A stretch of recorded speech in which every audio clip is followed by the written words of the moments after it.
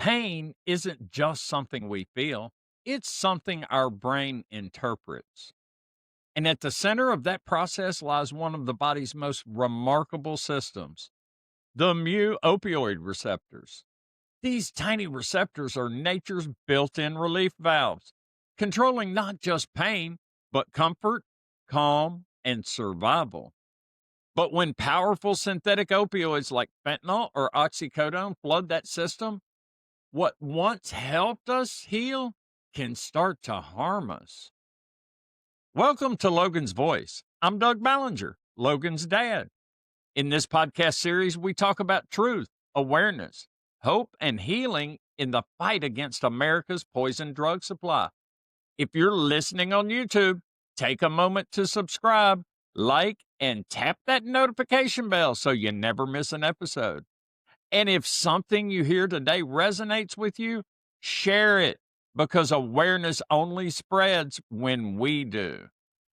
Today, we're exploring something both scientific and deeply human: how the mu-opioid receptors in our brains manage pain, how opioids hijack them, and why understanding this system changes the way we see addiction.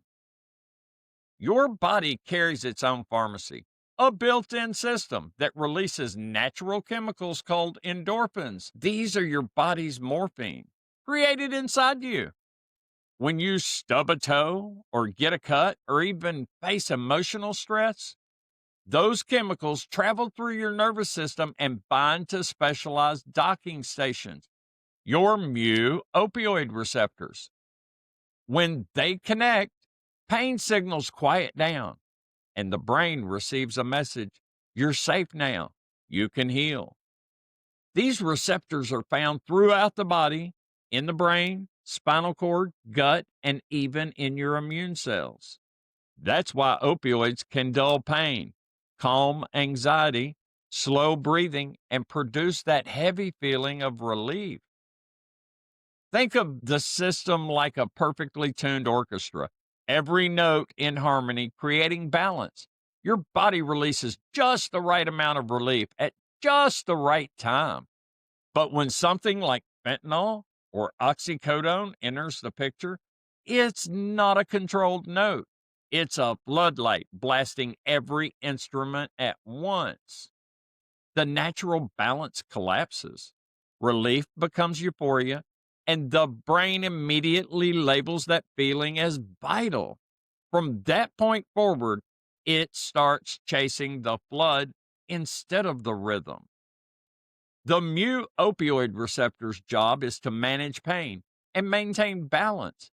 But when it's overstimulated, the brain reacts defensively. It begins to lower receptor activity and reduce natural endorphin production, as if saying, if you're supplying opioids from outside, I'll stop producing them inside. Over time, this leads to tolerance and dependence. Without the drug, there aren't enough natural opioids left to keep pain or emotion steady. Everything hurts. Now, let's talk about prescription opioids, because this is where many people's stories begin. Painkillers like oxycodone, hydrocodone, morphine, and codeine are effective, but also powerfully addictive because they bind to the same mu opioid receptors as your body's natural endorphins. What most people don't realize is how quickly dependence can start. The CDC found that the risk of long term opioid use rises sharply after just 5 days of taking a prescription medication for pain. Even when taken exactly as prescribed, the body adapts. Those receptors start expecting the drug. Soon, what began as pain relief becomes something else entirely. The person isn't chasing a high, they're chasing normal. The same key that once unlocked comfort now locks them into dependence. And once that door closes, it's incredibly hard to open. So, why does withdrawal hurt so much? When someone stops using opioids, it's not just a craving, it's the crash of an entire biological system. Those mu-opioid receptors that were constantly flooded with opioids are suddenly empty. The brain, which slowed down its endorphin production, finds itself without a supply. Then the storm begins. Every nerve ending fires. Pain circuits roar back online. The body shakes, sweats, and aches. People describe it as their skin crawling, their bones on fire, their mind unraveling. It's not an exaggeration. It's the body trying to remember how to regulate itself. These receptors don't just manage pain, they also influence emotion and stress. So, withdrawal brings crushing anxiety, despair, insomnia, and hopelessness. This is why telling someone to just stop is like telling someone drowning to just breathe. The brain's survival circuits have been hijacked. Even the memory of relief can trigger relapse because the brain remembers that moment of comfort and wants it back. It's not weakness, it's neurochemistry. Understanding this changes everything. We stop asking, why can't they quit, and start asking, how can we help their brain heal? Compassion isn't softness, it's science applied with empathy. Withdrawal isn't punishment, it's the body's pleading for balance. And with time and care, that balance can return. This is where medically assisted detox becomes so important. Detox isn't just about clearing a substance, it's about helping the body survive that process safely. When the brain and body have been rewired by opioids, quitting cold turkey can be dangerous, even life threatening. The pain, dehydration, and blood pressure swings can overwhelm the body. In a medically supervised detox, doctors and nurses monitor vital signs and provide medications that ease withdrawal symptoms while protecting the heart and nervous system. There are medications that attach to the same receptors but in controlled, steady way, preventing the violent highs and lows that make withdrawal unbearable. This process doesn't replace recovery, it prepares people for it. Medically assisted detox gives the brain a chance to stabilize before deeper healing begins. Think of it as a bridge, one that carries a person safely from chaos to clarity. And sometimes it's the first time someone feels supported instead of being judged. Because compassion and medicine working together don't enable addiction, they enable survival. The good news is that the mu-opioid system can recover. With time and support, the brain begins producing its own endorphins again. Exercise, laughter, sunlight, nutrition, and mindfulness all help wake that natural system back up. Medication assisted treatments like buprenorphine and methadone gently activate those receptors without creating the same euphoric high, giving the brain stability and room to heal. Gradually, the system resets. Pain eases, sleep returns, joy feels real again. Healing the mu opioid system isn't instant, but it is possible with time, compassion, and science working together. Understanding the science of addiction helps us see that this isn't about character or choice, it's about chemistry and survival.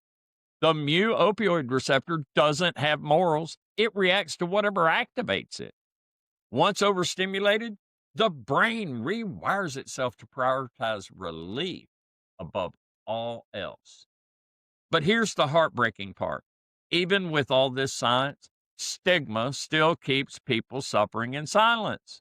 Stigma tells people they're weak. It tells parents to hide their child's struggle. It tells professionals they'll lose respect if they admit they need help. Stigma makes people die quiet deaths. Many who want treatment never reach out, not because they don't care, but because they're terrified of judgment, terrified of being labeled an addict, of being dismissed, of being treated as less than human.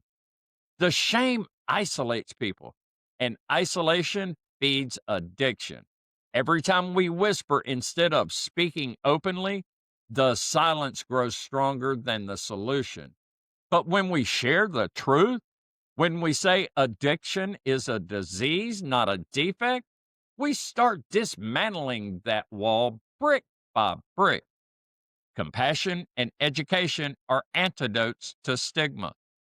When we lead with empathy instead of anger, we open doors to recovery that shame has kept locked for far too long. If we can change the conversation, we can save lives because the first step in recovery isn't detox, it's dignity. If you or someone you love is in this battle, please hear this. Your story isn't over. Your brain isn't broken, it's fighting for you, trying every day to find its way back to balance. Healing doesn't happen overnight, it happens in moments, in the quiet victories no one sees. The morning you wake up and realize you've made it another day. The afternoon you chose to reach out instead of isolate. The night you finally feel a flicker of peace after weeks of chaos. Those moments matter. They are the proof that your body and spirit are rebuilding cell by cell, thought by thought. Recovery isn't a straight line, it's a spiral that carries you upward, even when you circle back through the pain. And you don't have to walk it alone. There are people, communities, and organizations ready to stand beside you to remind you that your life still holds purpose, even when you can't see it. We talk about science a lot on this show, but the other side of science is soul. Hope isn't just an emotion, it's a biological force. When the brain believes healing is possible, it literally starts to repair itself. So if you're listening and you're struggling, breathe. You're still here. That means the story isn't finished. And sometimes survival itself is the loudest act of resistance there is. If this episode helped you understand the science behind opioids and pain, please share it. Someone out there needs to know what they're feeling isn't hopeless, it's human. Visit logansvoice.org for more resources, education, and stories of hope. Subscribe to Logan's Voice on YouTube. I am Logan's voice. I am Logan's dad, and I will not be silent.